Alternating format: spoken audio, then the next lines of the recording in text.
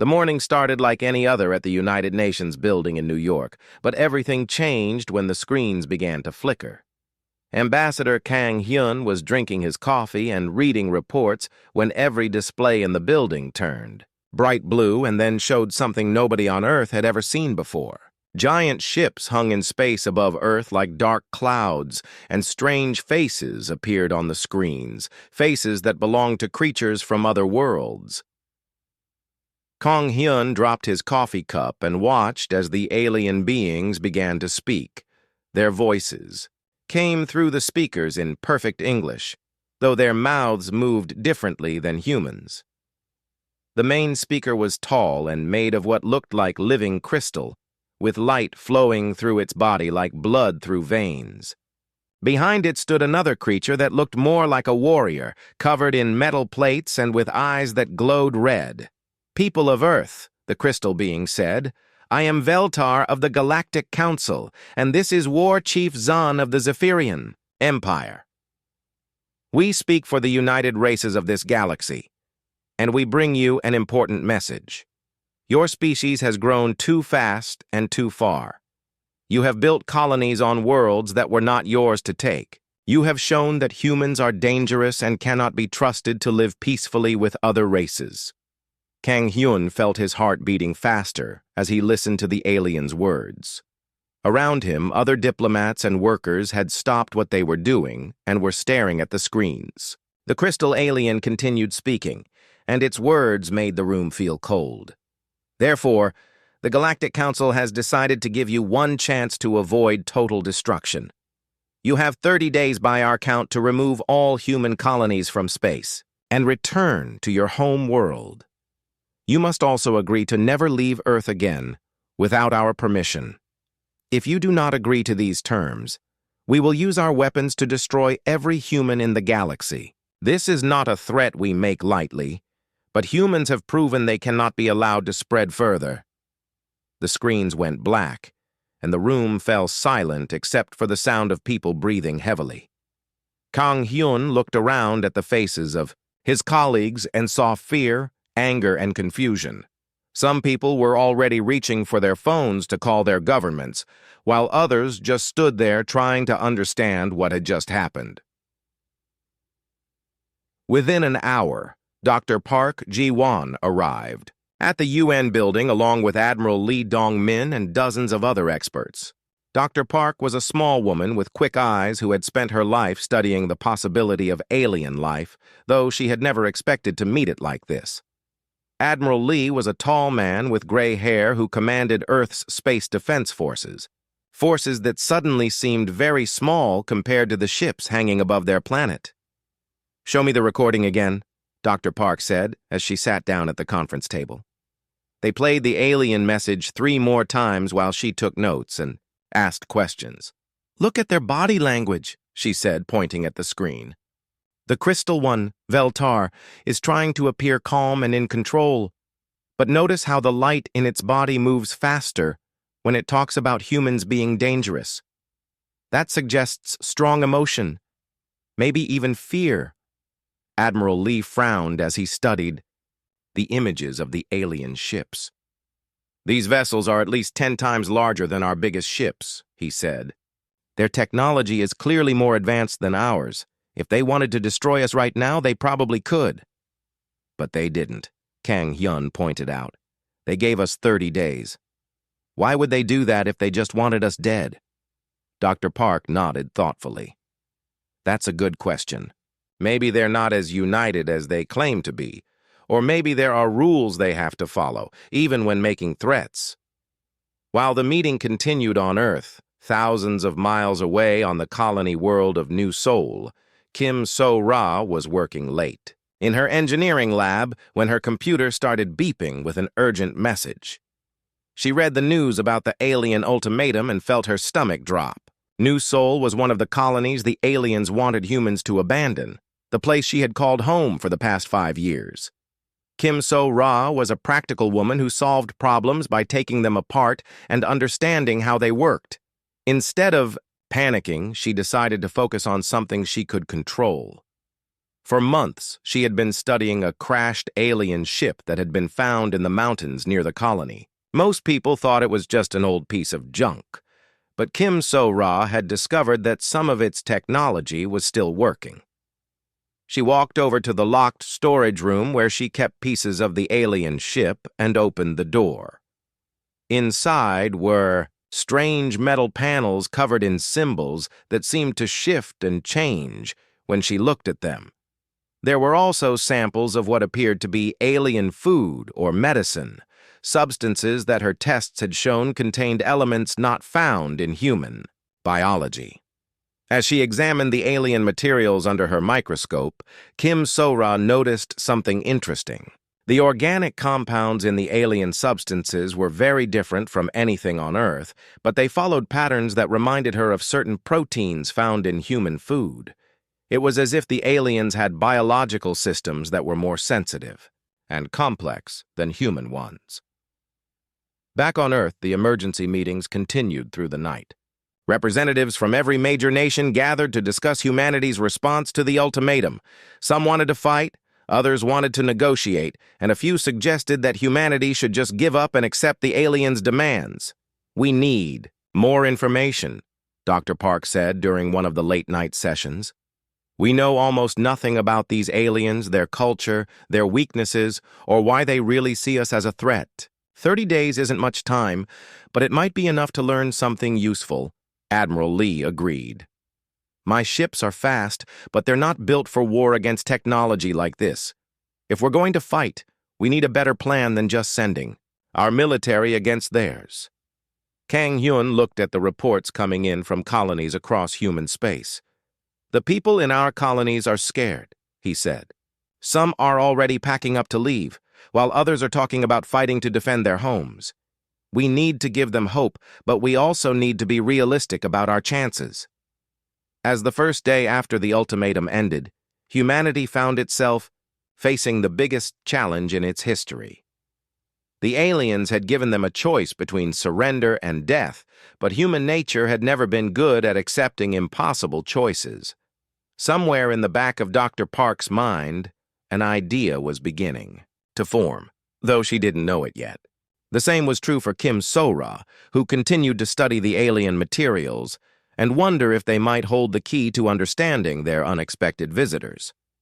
The crystal being called Veltar had said that humans were dangerous and unpredictable, but it had also revealed something important without meaning to. The aliens were afraid of something about humanity, something that made them willing to travel across space to deliver ultimatums instead of just attacking without warning.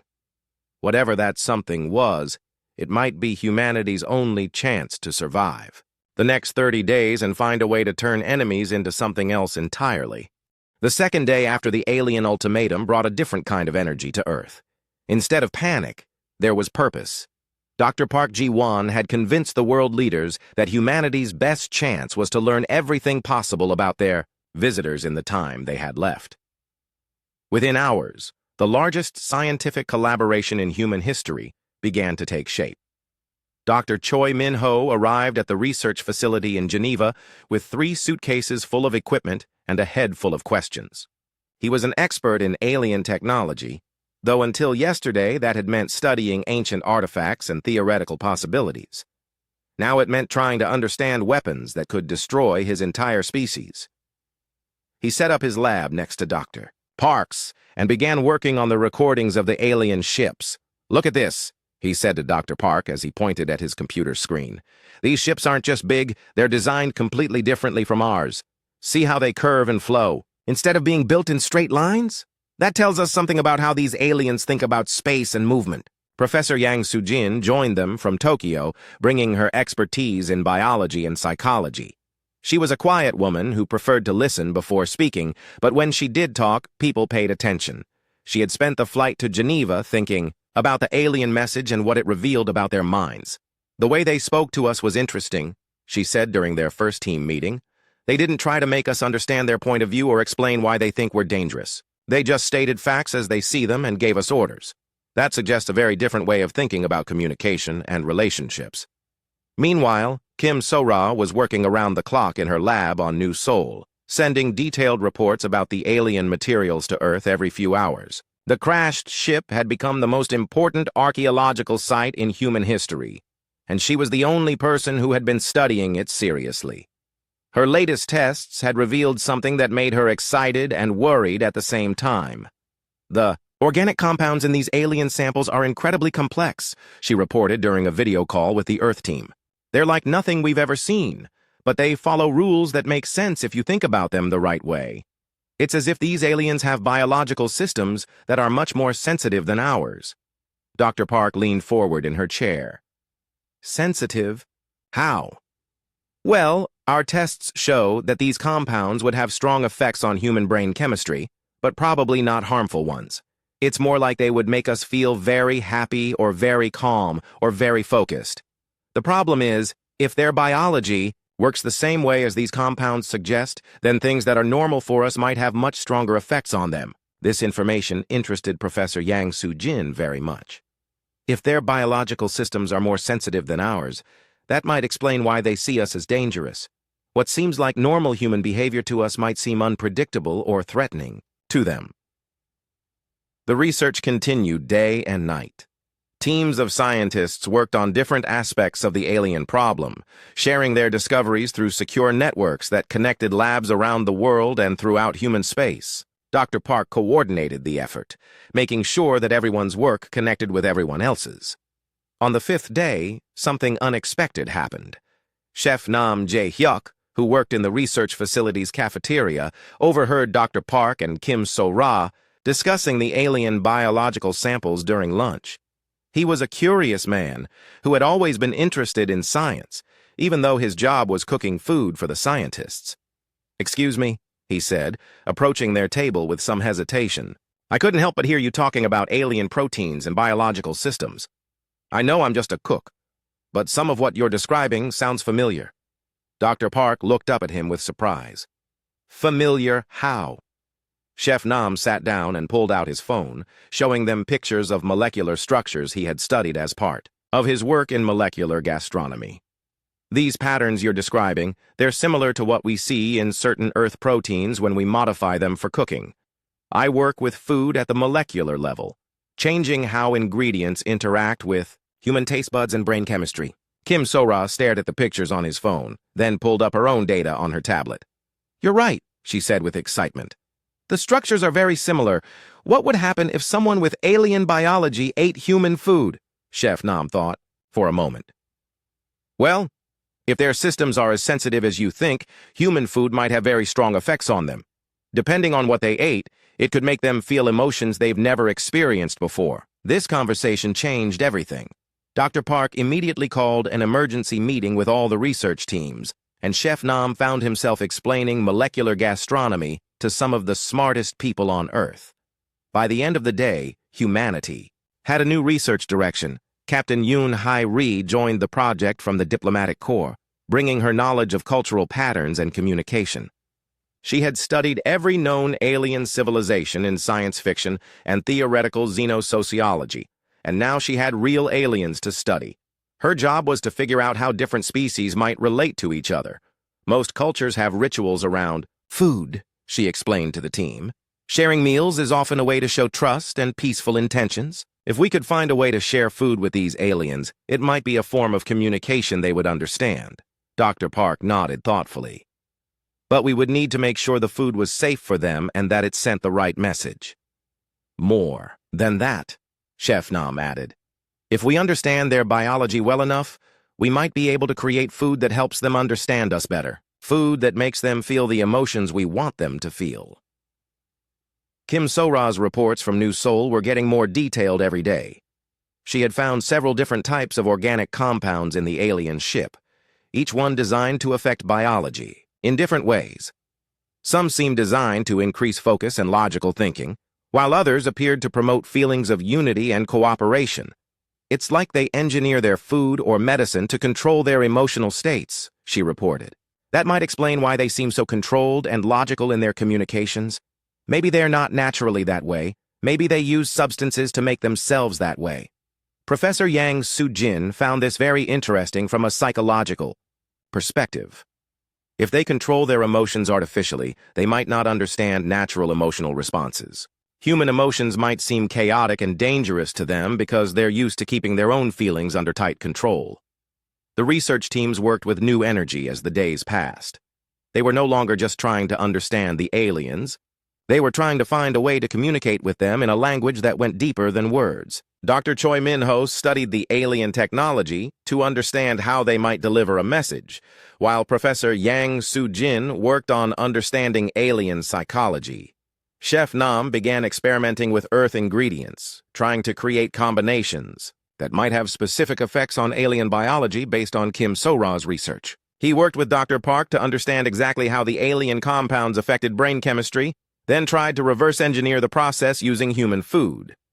The key is to find the right balance, he explained to the team during one of their evening meetings. We want to create something that will help them understand human emotions without overwhelming their systems. Captain Yoon Hai-ri studied patterns of galactic diplomacy, looking for precedents that might help humanity navigate the situation.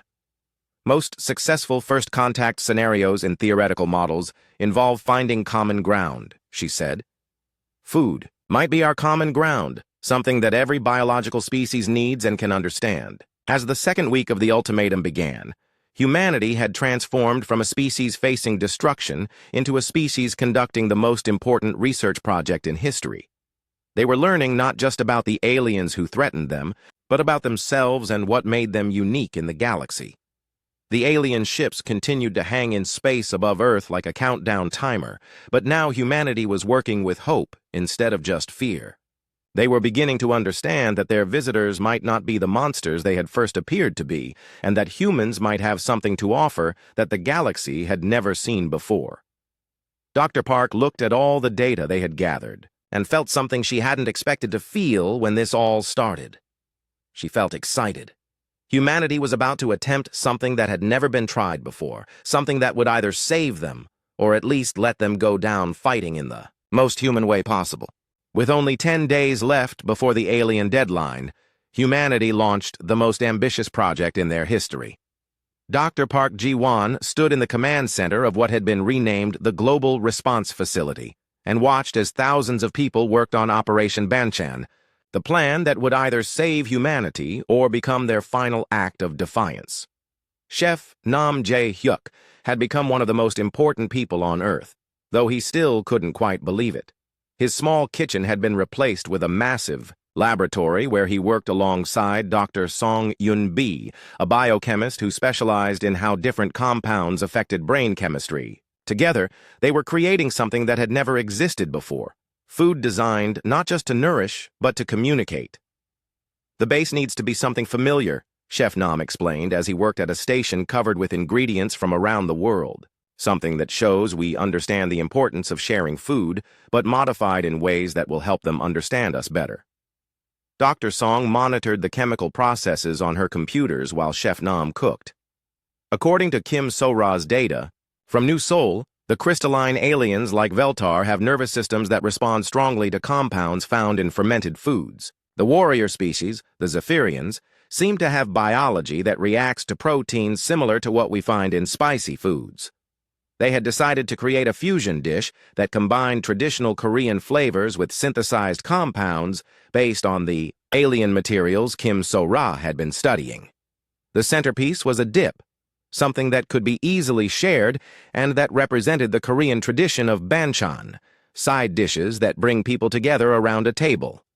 The dip itself was a work of art and science. It started with a base of fermented soybean paste, modified with compounds that would promote feelings of trust and openness in crystalline aliens. Layer by layer, Chef Nam added ingredients designed to affect different alien species in specific ways. Spices that would help warrior aliens feel calm and peaceful, herbs that would enhance empathy in logical species, and proteins that would trigger positive emotional responses in beings who normally controlled their feelings artificially. It's not just about the taste, Dr. Song explained to the team of assistants who were learning to make the dip. Every ingredient has been chosen for its effect on alien brain chemistry. When they eat this, they should experience emotions that help them understand what it feels like to be human. Engineer Bae Jun-seo worked in a different part of the facility, designing the delivery system for humanity's unusual response.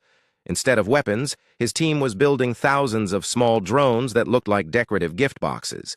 Each drone was programmed to approach the alien ships peacefully and deliver a complete Korean meal, with the special dip as the centerpiece. The drones have to look non-threatening, Bae explained to his engineering team. We're decorating them with traditional Korean patterns and including messages of welcome in multiple languages. The aliens need to understand that we're offering them a gift, not trying to trick them. The drones were marvels of engineering, designed to maintain the perfect temperature and freshness of the food during their journey through space. Each one carried not just the meal, but also cultural materials explaining the significance of sharing food in human society and specific information about Korean dining traditions. Colonel Im Da-hyun coordinated the military aspects of the operation from her command post. She was a career soldier who had trained her whole life for war, but now she was planning the largest dinner party in galactic history. Her job was to make sure that when the aliens arrived, humanity would be ready to feed them instead of fight them. Every ship in our fleet has been converted to carry the food drones, she reported to Dr. Park during one of their daily briefings. We've also prepared backup plans in case the aliens refuse our initial offer, or if some of their ships respond aggressively. The backup plans were still based on food rather than weapons.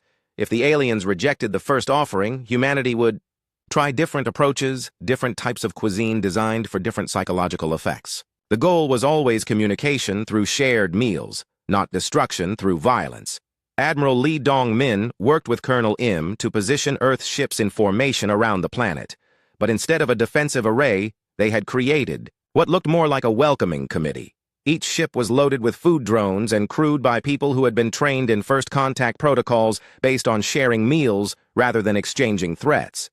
This is either the bravest thing humanity has ever done or the most insane, Admiral Lee said to Dr. Park as they watched the final preparations. We're betting our entire species on the idea that we can make aliens understand us through food, Dr. Park smiled. When you put it that way, it does sound crazy. But think about it this way. Every important moment in human history has involved people sharing food. Marriages, peace treaties, business deals, family gatherings. Food is how humans connect with each other. Maybe it's how we can connect with aliens, too. Kim So-ra continued her work on New Seoul, but now she was part of a planet-wide network of scientists working to understand alien biology well enough to communicate with it. Her latest discovery had been the most important yet.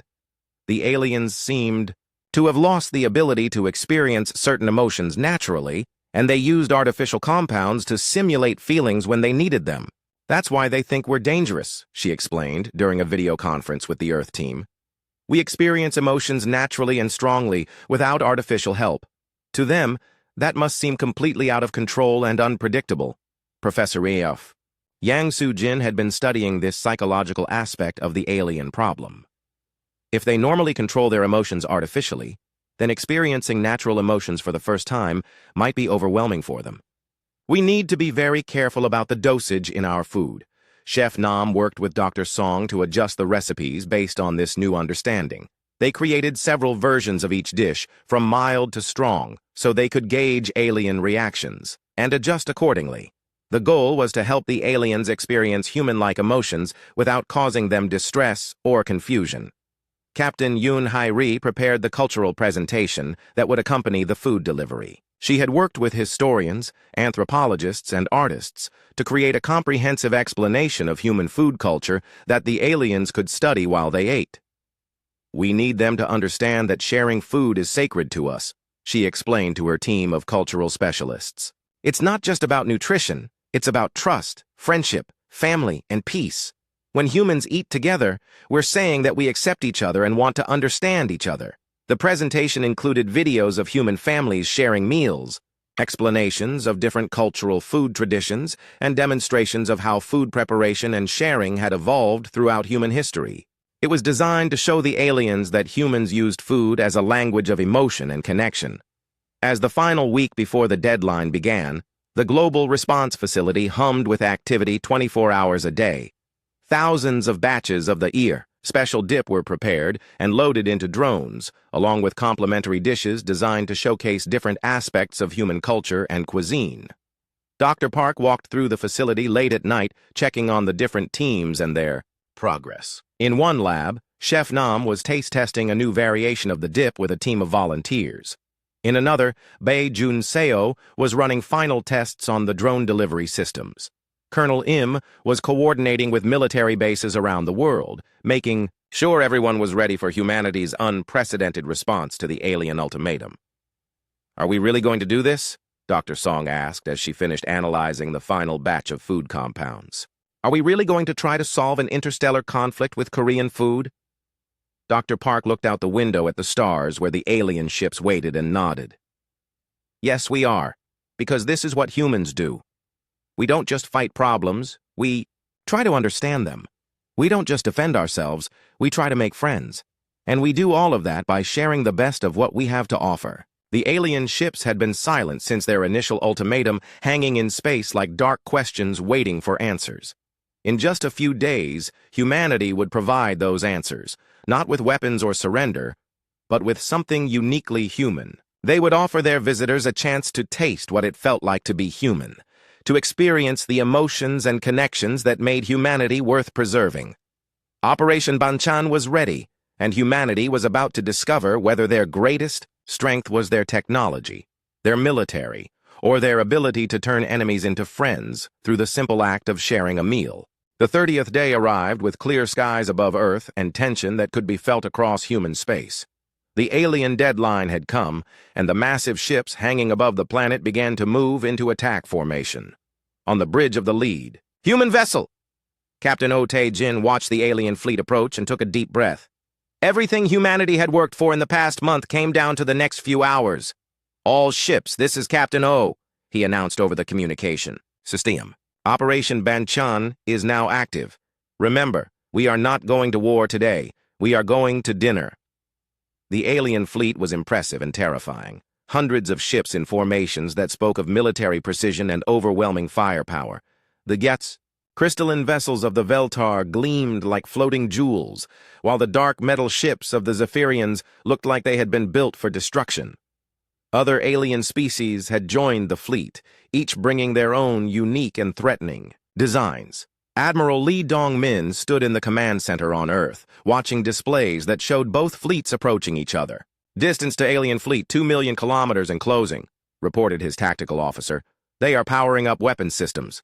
Instead of powering up their own weapons, the human ships began launching thousands of small drones, each one decorated with colorful patterns and carrying its precious cargo of food. The drones moved between the two fleets like a cloud of tiny ambassadors, each one broadcasting messages of peace and invitation in dozens of languages. Aboard the Veltar flagship, the crystalline being who had delivered the ultimatum watched the approaching human drones with confusion. "War Chief Zahn," Veltar said to the Zephyrian commander, "the humans are not responding as expected. These small craft do not appear to be weapons." War Chief Zahn studied the tactical displays with growing puzzlement. "My sensors detect no explosive materials, no energy weapons, no harmful radiation. What are they sending us?" The answer came when the first drone reached the Veltar ship and transmitted its message. Captain Oh Tae-jin's voice filled the alien. "Bridge," speaking slowly and clearly. "Honored visitors from the Galactic Council, we have received your message and we understand your concerns about humanity. We would like to respond to those concerns not with words or weapons, but with an invitation. We invite you to experience our culture and our intentions through something that is sacred to all humans, the sharing of food." The drone's message continued as it approached the alien ship's docking bay. "We have prepared a meal for you that represents the best of human culture and our desire for peace and understanding. This food has been created specifically for your biology and your species, and it carries our hopes that we can resolve our differences through communication rather than conflict." Veltar and War Chief Zahn looked at each other with expressions that would have been confusion if they had been human. In all their experience with other species, they had never encountered a response like this. Threatened with destruction, the humans had sent them food. "It could be a trap," War Chief Zahn said, but his voice lacked conviction. some kind of biological weapon disguised as a peace offering. Veltar's crystalline body pulsed with different colors as it considered the situation. Our sensors detect no harmful substances. The organic compounds appear to be genuine food materials, though modified in ways we do not understand. Similar conversations were happening aboard alien ships throughout the fleet as thousands of drones delivered their offerings. Each drone carried food specifically designed for the species it was approaching, along with cultural materials explaining the significance of the gift. On Earth, Dr. Park Ji-won watched the delivery process from the Global Response Facility. "All drones have reached their targets," reported the communications officer. "The aliens are receiving our messages, but they haven't responded yet." Chef Nam Jae-hyuk stood nervously beside Dr. Park, knowing that everything depended on whether his food could accomplish what weapons could not. "Do you think they'll try it?" he asked. "They have to," Dr. Park replied. "They're bound by galactic diplomatic protocols to examine any formal peace offering. The question is whether they'll understand what they're experiencing when they eat it." Aboard the Veltar flagship, the decision was made to bring one of the human drones aboard for examination. Veltar and several other alien commanders gathered in the ship's analysis bay as their scientists carefully opened the decorative container. Inside, they found a complete meal beautifully arranged on traditional Korean dishes. The centerpiece was a bowl of the special dip, surrounded by various side dishes, each one designed to complement the others and to provide a complete sensory experience. Alongside the food were cultural materials explaining Korean dining traditions and the significance of sharing meals. "The presentation is quite elaborate," observed one of the Veltar scientists. "This required significant effort and planning. If they intended to poison us, they have gone to remarkable lengths to make it appealing."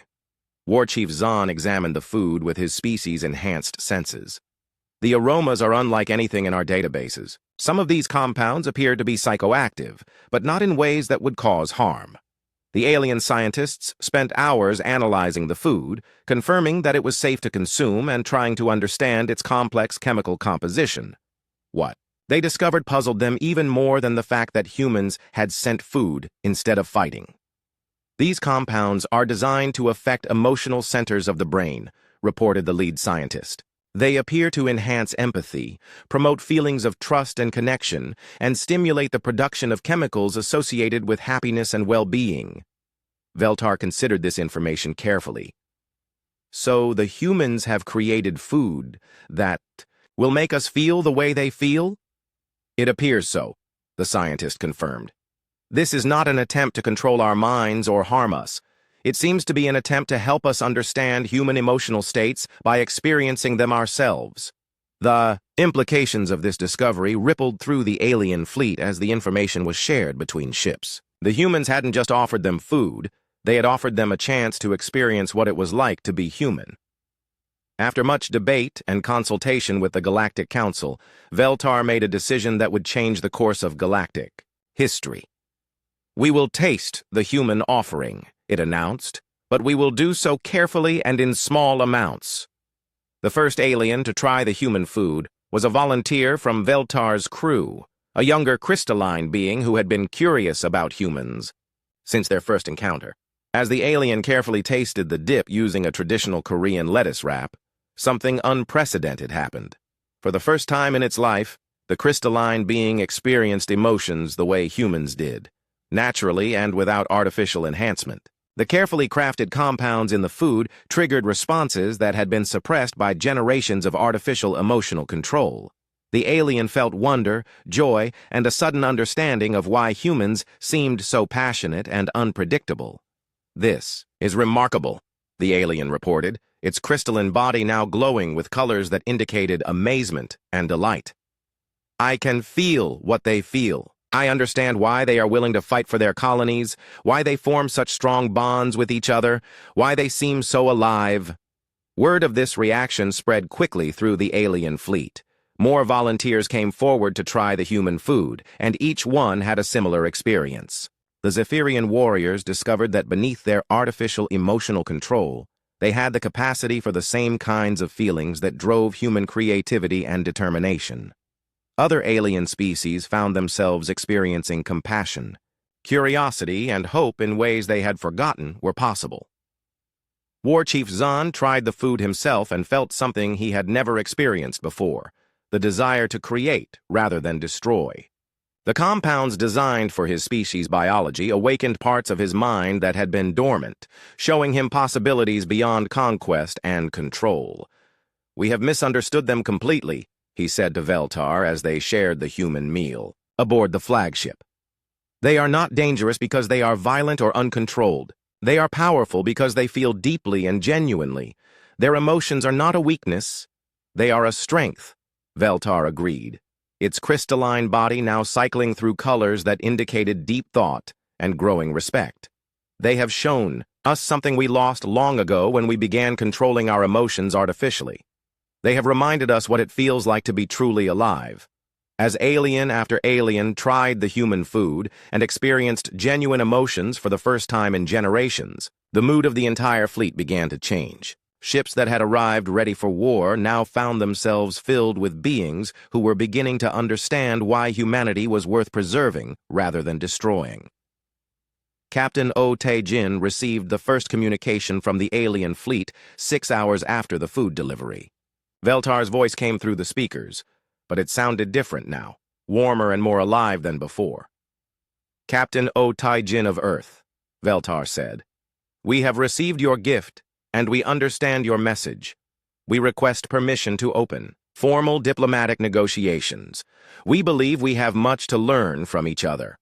On Earth, in the Global Response Facility, Dr. Park Ji-won smiled as she heard those words. 3 months after the day that almost brought destruction to Earth, Ambassador Kang Hyun stood in the newly built Cultural Exchange Center in Geneva and watched something that would have been impossible to imagine before the aliens arrived. Veltar, the crystalline being who had once threatened humanity with extinction, was carefully learning to use chopsticks, while War Chief Zahn helped a human child learn to say thank you in the Zephyrian language.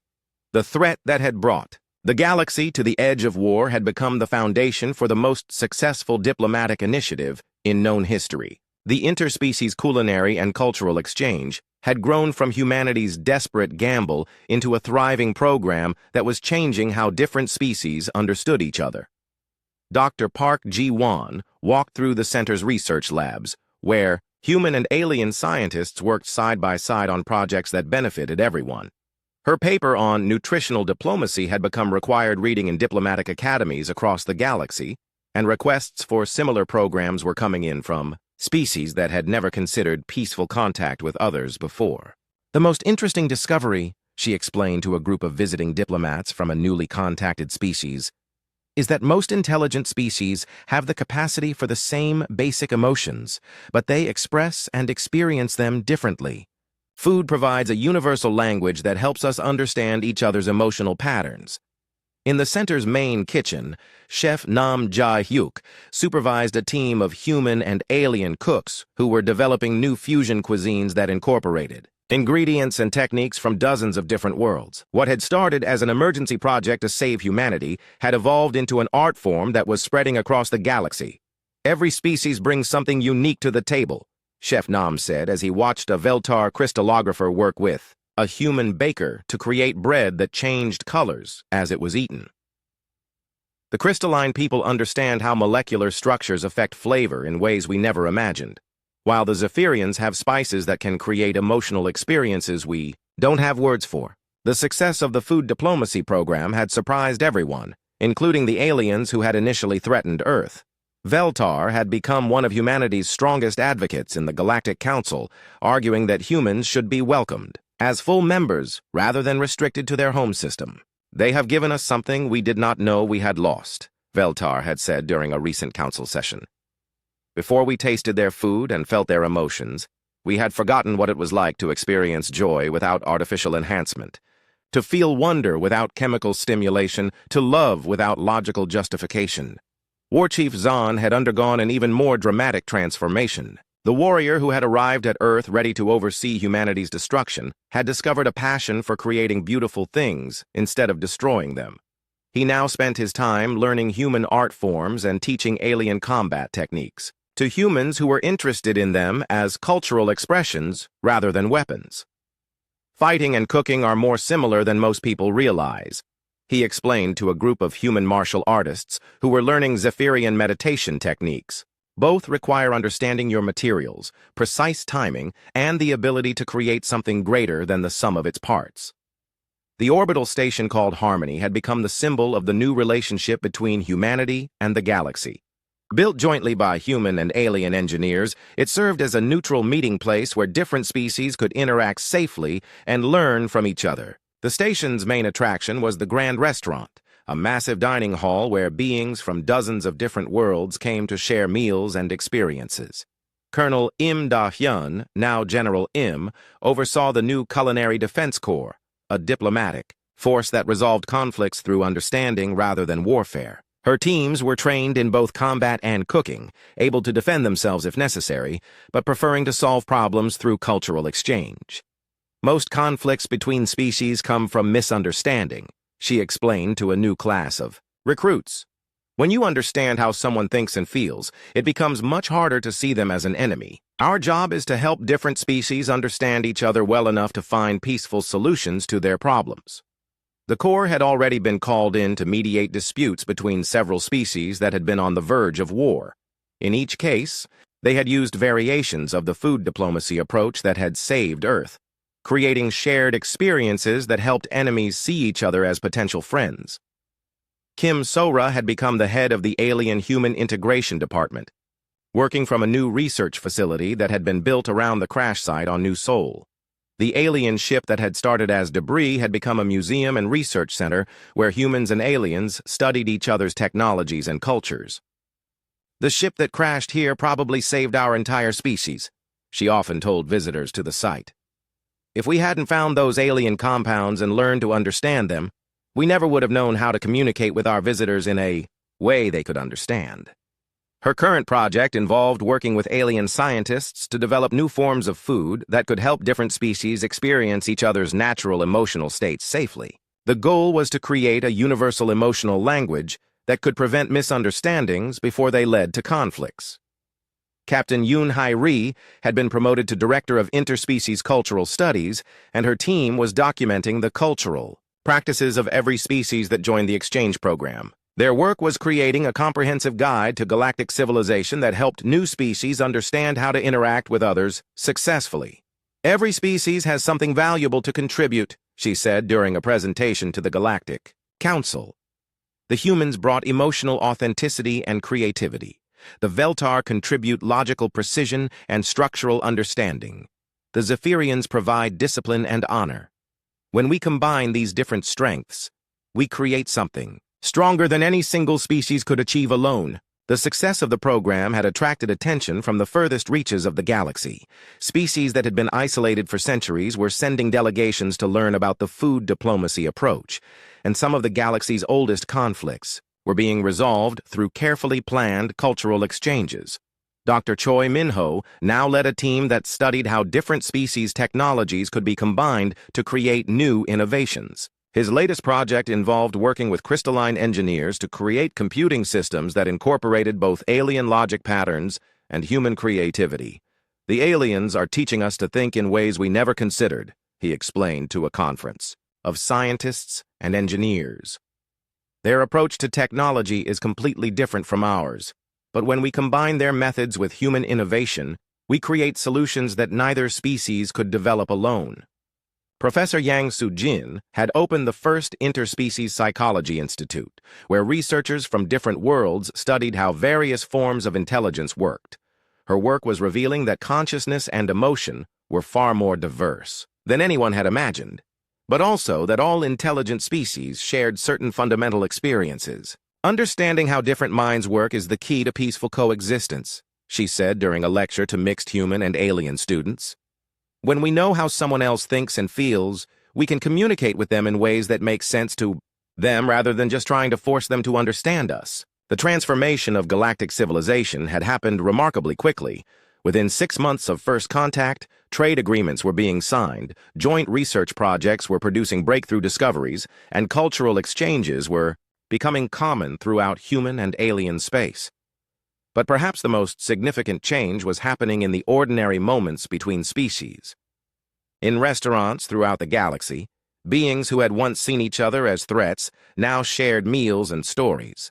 Children of different species played together, learning each other's languages and customs.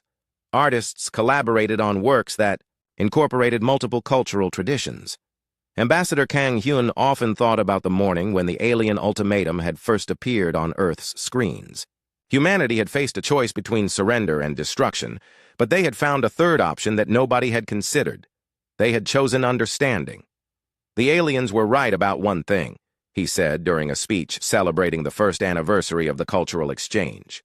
Humans are dangerous and unpredictable. We're dangerous to ignorance and hatred, and unpredictable in our ability to find solutions that nobody else has tried. We respond to threats not with bigger weapons, but with better understanding. As evening fell over the Cultural Exchange Center, beings from dozens of different worlds gathered in the dining halls to share the day's experiences over dinner. The conversations were carried on in multiple languages, with translation devices helping bridge the gaps, but increasingly the real communication happened through shared laughter, understanding nods, and the universal language of hospitality. Veltar sat at a table with a human family, carefully practicing the art of making kimchi while the children drew pictures of crystalline cities.